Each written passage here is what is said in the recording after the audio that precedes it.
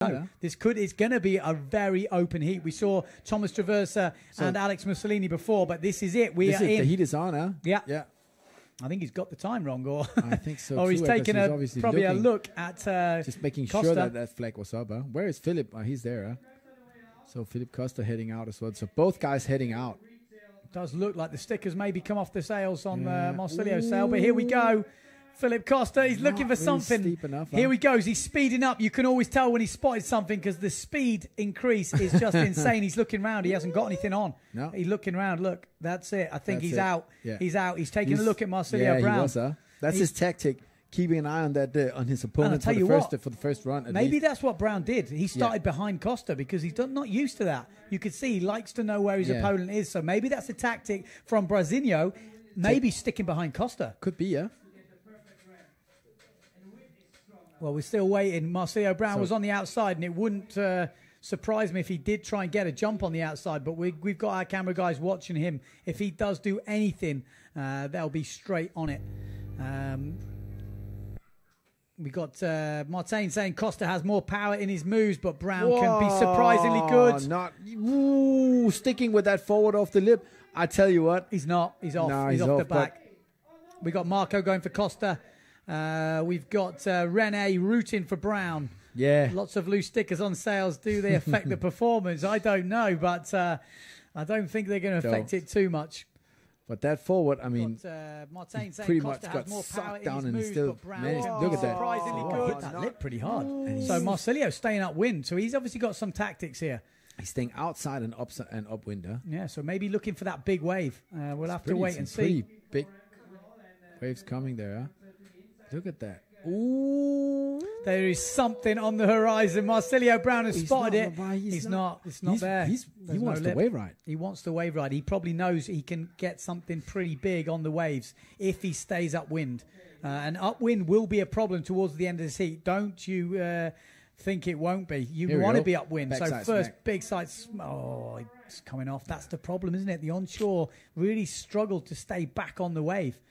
So this is going to be a very tactical heat. This is Philip Köster just absolutely flying down the bottom end of this competition area. So he wants to double, no doubt, but he's not getting much at the moment. Marcilio Browne still riding. Clue first up the top. Köster is still running out for a jump. He's still waiting for a wave, but Browne's still going. Is he going to try that reverse? Does he need a nicer section? There's a lot of turbulent water out there, and they can really pull you in. So I don't think Philip got a jump on that run. So pretty much still steady. I'm hearing the live scoring is down. Is that right? Let's have a look. No. I don't think it is. I just don't think these guys have scored much at the moment. So the live scoring is still up. Yeah. We've got Browne in the lead with a 2.88. So it's not exactly massive scoring. Now this time, Browne hadn't done anything. 11.40, I seem to remember. It's probably going to be difficult for them to get up in the 30s again, huh? I mean, we've seen some guys. I think the wind has changed. It's gone a lot more onshore now. So this is very difficult conditions. It's a shame we had most of the competition pretty much until the final four guys. Browne looked like he'd got something on here. He's got plenty of speed. Again. He's going to have to spot something. I'm calling a double from Browne in this run. I think he's going to try something. Oh, there it is. There's something big at the back. Really. Can he get there? Nope. Will there be a lip? Oh, just couldn't make it. Just couldn't make it. Terrible. And he's running himself downwind. This can be good. It can be bad. No, it's going to be flat again now. Oh, I don't know. Here we go. Double forward. Oh, just caught it. Planing forward. He wanted the double. The water the top of the wave just grabbed his board and said, no, you're not taking off. The thing is that it's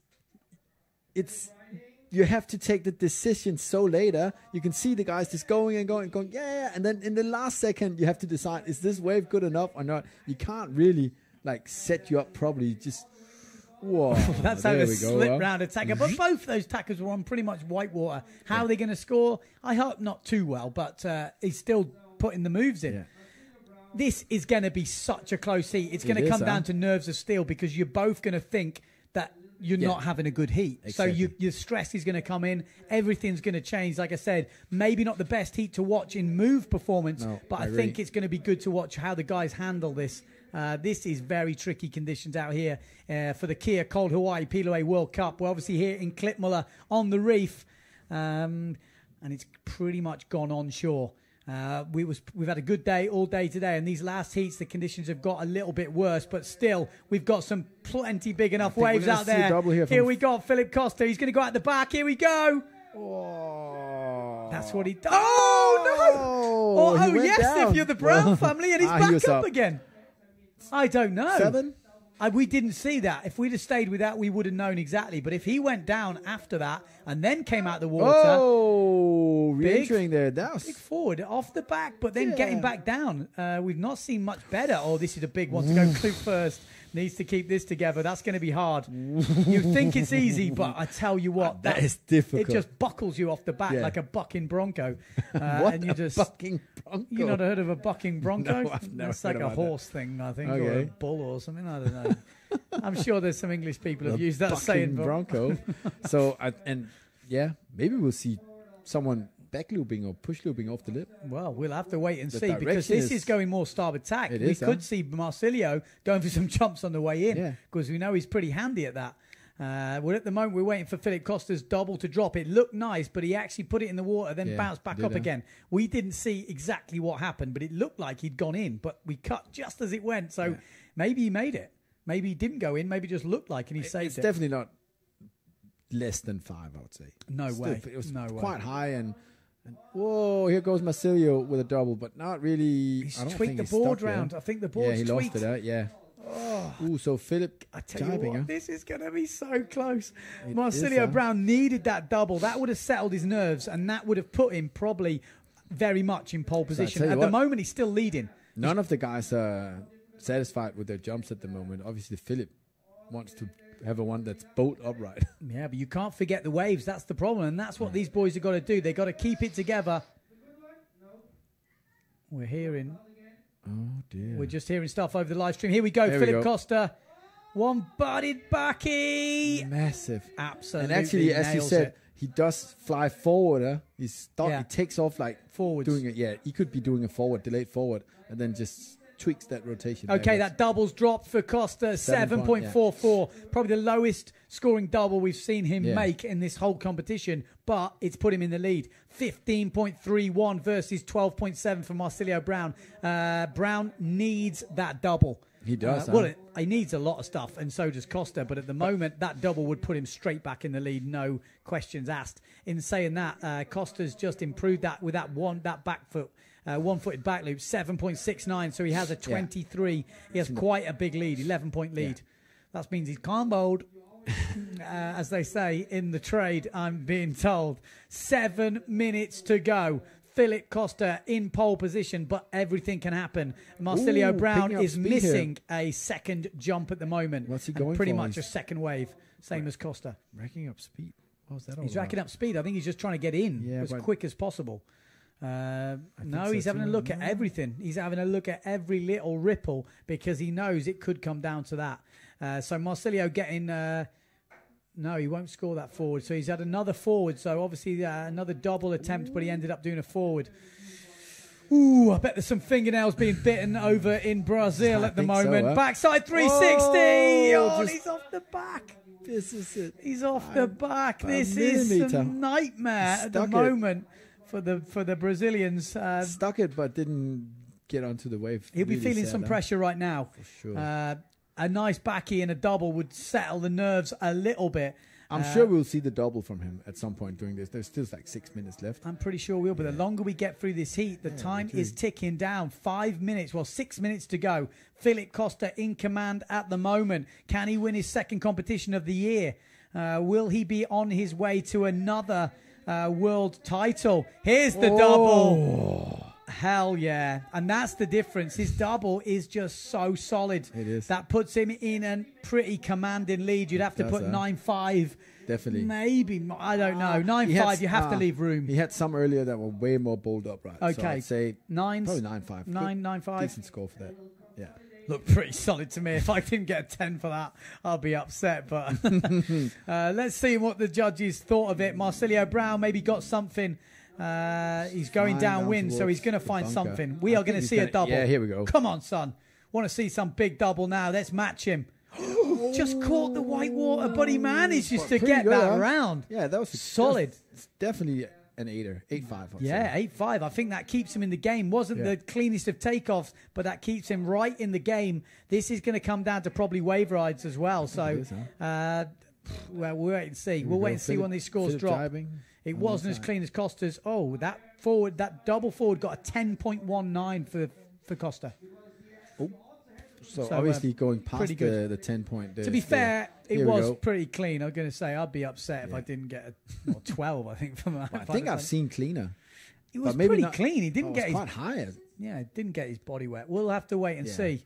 We'll wait for Marcilio's score to drop, but at the moment, like I said, Köster with quite a commanding lead, and Brawzinho is going to have to put some scores on the board very soon. We're still waiting for that double from Brawzinho. That double will drop, but we also need a second jump. His second jump at the moment, only a 4.5 for his forwards. Trying to back you on the way in, was that? I didn't quite really saw the end of it. Maybe the pressure's getting to him, huh? Right there, trying stuff like that. But you've got to step it up. He probably saw that double from Köster, and he knows he's on the back foot.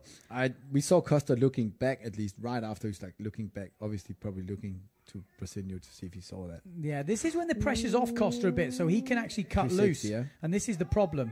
No, not going to go on that one. So Köster still with a 2.8 and a 5.0 wave. And that's what Brawzinho has to deal with. If he can put in something in the 8 range on the waves, he's right back in this. We're still waiting for that double to drop from Brawzinho. We haven't seen it yet. We're having other scores drop, but not that double. I'm going to try refreshing my page just in case that makes any difference. No, not at all. So we'll have to wait. Obviously, we've got a few issues with the score not coming through. Where's the score for Brawzinho's double? We're hearing from Andros on with you. We're not sure. Martin's solid as a rock. Köster will win again. Sit and applaud for Köster, Andres. Forward off the limp or jump or wave ride. So that's pretty much what we're dealing with at the moment. It's all really close. Still waiting for that double. We're not sure where it is. Here we go. Oh. Tweet push through. And he almost landed it too good. He did, huh? That is how you break a board. He landed that flat as a pancake. I saw him and that would have flipping hurt. the board around. Just have a look at it. Don't think it's broken. No, that was broken. It was a good. So here we got Philip. He's probably going to line landing. up for this waiver. Oh, is that a jab? Or is that a? I think he's lining up for a little hit. Goes down. Like I said, this whitewater just clawing the guys back in. Second at the moment, Marcilio Browne. He's got 2 minutes to put that right. Big reverse, but still goes for it. What was that? That was a reverse, not made, but then switches it up and duck jibes. I'm not sure he was that bothered with it because he's not riding still, or is he? Is he going to carry on riding? He is. Yeah, there we go. Yeah. So that reverse, he didn't quite get it, but managed to do just a hell backside hit and then flipped it around. An amazing recovery, I'd say. Yes, we've not seen that W from Marcilio Browne, and they've put the push table on. So I'm not sure what's happening there. At the moment, like I said, Köster with pretty much 12-point lead over Marcilio Browne. A minute and a half to go. It is looking pretty... He needs some big wave scores very soon. At the moment, Köster's wave scores are only a 7 for both. So a 5, well, pretty much an 8. 5 and a 2, 8, 8. So Köster knows he needs some bigger wave scores. But at the moment, he's not needing them really. Here we go. Köster's found a ramp maybe. No, he wants to wave. Very good sailing there. Competition sailing from Philip Köster. And he does look, to my money, that here we go. Oh, well, I shouldn't speak too soon. Oh, little one-footed backy there. One-footed backy. Yeah, he stuck it. Wrestling it round. That is where you've burned some energy off, like standing. Like Pudzianowski holding it on, giving it the muscles. So 44 seconds left, actually 40 seconds by now. Big backside hack. He's gone down again. I tell you, it's difficult. This is difficult stuff, but he's hanging on to that gear. He's not letting go. I tell you what, it's got closer. If Marcilio Browne could find, what was he, 0.5, 6 points behind, take off 2, needs 8, 9-point wave, he could still be in this. 22 seconds left. It needs to be a big wave. Needs to be huge wave. Come on, give it to us. He's looking for this wave. It's not happening. I tell you what, he's had a bigger jump, so that makes a bit more difference. No, we still haven't had that double He's from on Marcilio he's Browne. nearly on 22. This is the last seconds of the heat. He needs to ride this wave, and he's going to ride this wave. It's going to come down to this wave.